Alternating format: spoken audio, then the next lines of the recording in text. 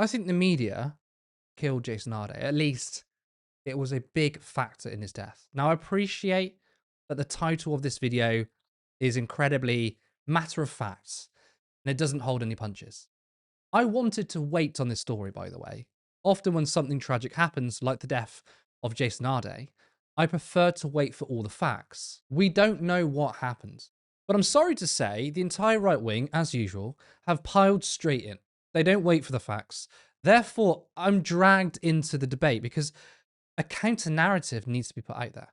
If the entire conversation, especially from the right wing, was let's wait until we know the facts before we judge, I wouldn't be making this video. In fact, I wouldn't even have sent a single tweet. But we are where we are. And since we are being pulled into this debate, I believe that the media had a huge hand in killing this man. We have analysed just how obsessed the media was with Jason Arday right up until his death.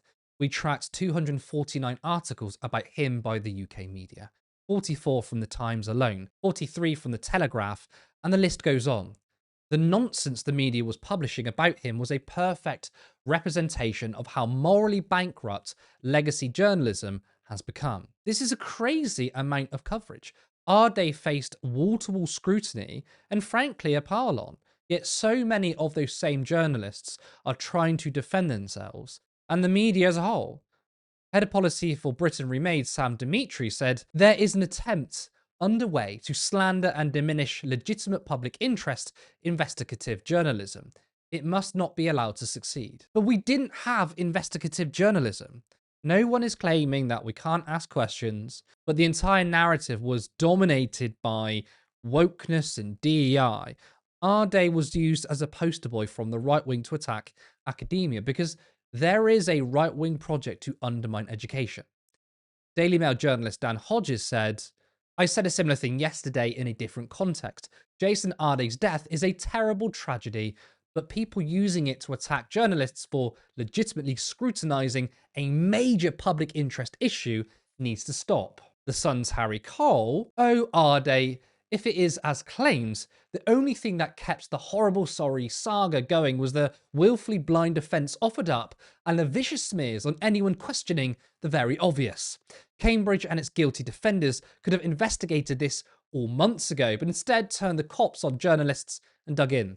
They had zero regard for a duty for care in what was obviously a deeply disturbed situation and just focused on fighting their culture war." By the way, no RIP and rest in peace for him, by the way. But people like Harry Cole, they don't care about Arday. And to turn round and pretend to care about his well-being to protect corporate journalism is cynical. I think it's disgusting.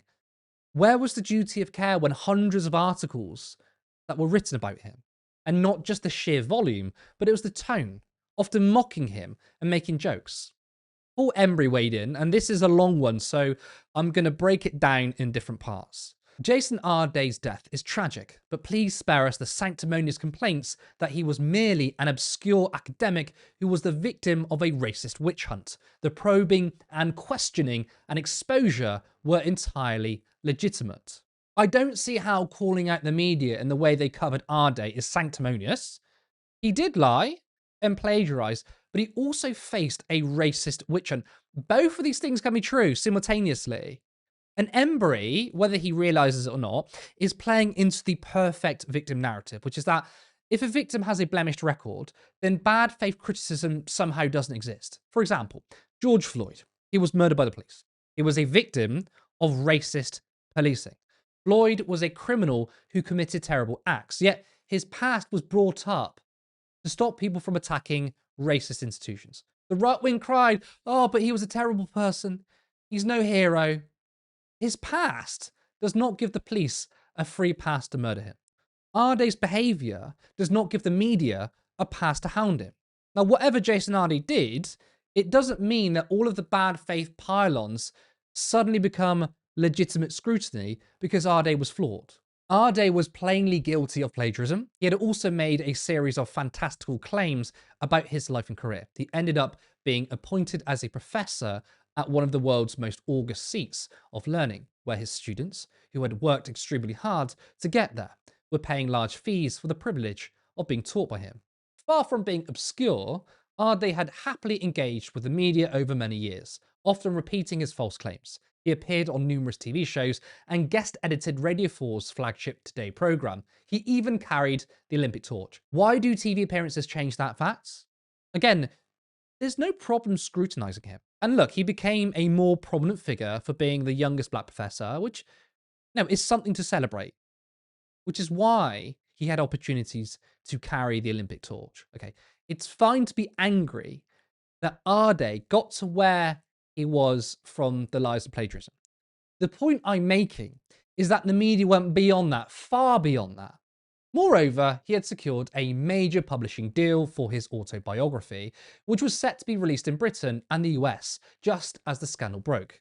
By no measure was this man obscure. Why is Embry obsessed with this point about obscurity? I mean, I don't see how any of this excuses the media coverage. When a fellow academic in Plymouth began to question his credentials, Arday, or someone close to him, made a complaint to the police. When a journalist from Times Higher Education started investigating, he was also subject to a police inquiry and also received a threatening letter from leading libel solicitors, Carter Ruck. Arday and those around him were clearly not averse to hounding others when they felt like it. It's very possible that Arday did not have sufficient support measures in place when he was finally exposed, but that's on others. The investigation and questions amounted to legitimate journalistic inquiry. This was never just about Arday's fabulism. It was also about the increasingly controversial philosophy of DEI, the obsession of political, corporate, and educational institutions with pushing that philosophy, and how it might have led to someone with Arday's subpar credentials being appointed in the first place. These are all valid questions to ask, and by asking them, journalists are simply doing their jobs. Here we go. DEI. We don't have DEI in this country. Embry just exposed himself at the end there, right? The reason why this entire story, I think, is racist is because the narrative is different when it's a white person. So if a white person does something wrong, the essence of whiteness or white people in institutions are not called into question. And why would it? Because that would be ridiculous, right? They're often individualized. Yet when a minority like Arday is the focus of the story, his race is included in the conversation. This wasn't a discussion about the moral failings of one man, because suddenly it expanded to DEI, to the idea that people of color are being unfairly promoted due to the color of their skin. Are we really living in a timeline that we are ignoring the amount of white people in positions who don't deserve to be there? Are we seriously suggesting that nepotism doesn't exist? White people, brown people, black people, millions of them are in positions where they shouldn't be. They are in these positions due to favoritism, nepotism, who you know. But the difference is, when it's a person of color, suddenly their color matters. So yes, it's a racist dog whistle because the underlying suggestion, and when it comes to Embry, again, I don't know if he's doing this subconsciously, but the underlying suggestion is that if it wasn't for initiatives to promote minorities, they wouldn't be in those positions, which is essentially saying they're obviously inferior or they're stupid. They're only in these positions because we've had to elevate them. And I think it fundamentally misunderstands what DEI actually is, okay? We don't actually have it specifically in this country, but the idea around DEI is to give minorities opportunities. I think there's this idea, maybe it's from the average person or the right wing, who believe that these initiatives are about pushing down white people to elevate people of color or women, and that they're given easier opportunities. That's not what's happening. People of color or women or those with disabilities don't have an easier ride. They still have to go through the same scrutiny. They have to go through the same tests. They have to go through the same training to get to where they are, the same qualifications. They're not facing less hurdles. The point, though, is that these people don't get the opportunity in the first place to showcase their skills historically. And the point is just to say, let's just give them the opportunity to show them who they are. And if they're not good enough, they won't be promoted. That's it, okay? There's also another element of DEI which never gets talked about.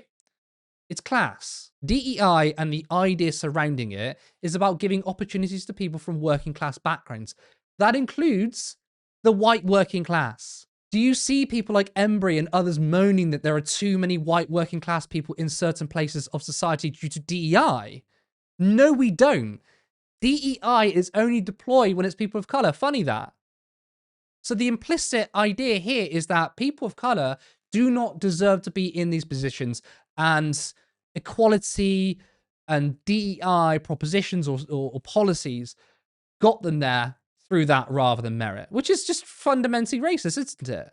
You do realize, like in America, DEI opportunities, there are some schemes, again, which are there to help working class people, often white working class people who are left behind. Do you know what an example of DEI is in America? It's showing job advertisements in left behind areas. That's a DEI policy. So in places where working class communities are left behind in poorer states or poorer areas within the state, a DEI practice would be like, right, we're going to make sure that we advertise job postings in this area too, so that working class people have the opportunity to see that a job is going and they can apply for it. That's what DEI is. It doesn't say if you're white working class, we're going to make it easier to get that job. In the same way that we don't make it easier for people of color to get a job, we are just saying we feel like there is a deficit in representation. So all we're going to do is make it easier for them to show what they're made of, and then they go through the same process. That is it. But again, the people in the media never talk about, oh, there's too many white working class people in these positions, because that would be an example of DEI to get working class kids in these positions. Dr. Rakib Ehsan blamed progressivism for his death. The University of Cambridge has a great deal to answer for. The death of Jason Arday is a dark outcome of radical progressivism in academia. One of the prestigious institutions in the land ultimately used a vulnerable man to be their protected characteristics poster boy. Blaming radical progressivism instead of an insane media hounding and pylon just tells me that those who parrot this line do not care about Arday. Look, all institutions should be scrutinized, but the right wing were criticizing academia for, again, wokeness and DEI. A lot of them were just attacking people of color. DEI has been a code word for we don't like seeing people of color. Let's take Matt Walsh in America, for example, a self-described fascist, by the way. He's a far-right political commentator, has a lot of influence.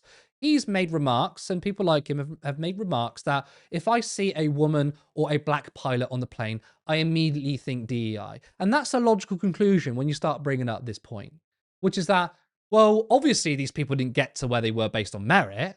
If you're a woman or if you're black, you're obviously inferior. So they had to be there because of DEI. That is the logical conclusion.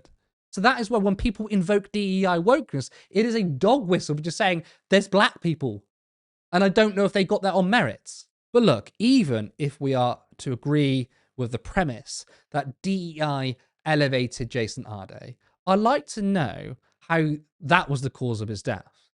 Because his death came after the media pylon. So if the media isn't complicit, why is that not happening? Look, Cambridge is not blameless in this. They should have safeguarded Arday. And of course, they made a mistake in promoting someone who wasn't qualified. This can be just as true as a media onslaught. It's not either or. But look at this example. Cambridge professor remains in post despite plagiarism. History academic published an article containing large parts of essays copied from one of his students. A Cambridge University professor who copied parts of an undergraduate's essays and published them as his own work will remain in his job despite an investigation upholding a complaint that he had committed plagiarism. This is a white professor, and he committed plagiarism and stole the work of one of his undergraduates. That's not someone who should be fit to teach or fit to be a professor. But not only was there not wall-to-wall coverage, right? He kept his job. Take a look at this. This is how the Times reported on calls for Cambridge, a raced realist, to be sacked. Don't sack Cambridge academic for race views, say colleagues. So an insanely radical, a racist who was parroting race science, was defended by the Times. Look, for those who remain unconvinced and they believe that Jason Arday faced proper scrutiny, what I'll say is he faced more scrutiny than so many others who hold more power. Look, scrutiny should be proportionate to power level. He wasn't a politician who helped shape laws in this country. Right? He faced 3 weeks of national coverage. That is not proportionate. And when he said he'd been pushed to the limit, the press ran nearly 200 more articles. There's an argument to be had that this shouldn't even be a national story, that it should have just been dealt with internal affairs from Cambridge. Right? They deal with it. Why was it a national story? And fine, you can make the case that it should have been a national story because it's a public institution, but one day suffices. Like that Dr. William O'Reilly, the man who plagiarized a student, okay? One article, a couple of articles, one day, that's it. That seems proportionate. But a rolling coverage, day to day, and you've got, you know, they're talking about people who he associates with, his friends, and the tone, the mocking him, the making the jokes. That is not the level of scrutiny that should be applied to his power level. Okay. The entire point of the media is to hold power to account. That means, yes, institutions, but politicians and billionaires and corporations, those who wield power over us. That's the point of the media. The media isn't supposed to punch down. Now, it doesn't mean that the media can never talk about those with less power. It doesn't mean they can never talk about Cambridge professors, which, by the way, they're not completely powerless. It's very prestigious. They have a lot of people that listen to them. They have an essence of authority, absolutely, which is why, I'm not against us scrutinizing, fine. But again, understand the difference between a Cambridge professor and the prime minister or an MP or a leader of a massive political party or whatever. You have to understand who has more power, who drives more power in society. So yes, I do think the media is to blame here. We haven't learned the lessons of Caroline Flack, but the media often crosses from scrutiny to public humiliation and harassment.